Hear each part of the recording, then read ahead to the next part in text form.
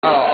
Oo, nung wala kasing tulay, malaking sakripisyo ang naranasan ng mamamayan namin mula sa Umiray sa usapin na lang ng pagpasok at paglabas ng mga barangay Umiray.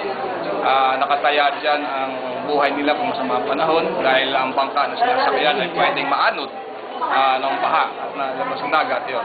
Ngayon na may tulay na, malaking advantage yan dahil mababa na ang magiging gastos sa mga taga-Umiray sa pinapamasahe pagtawid sa bangka at magdidire-diretso na sila.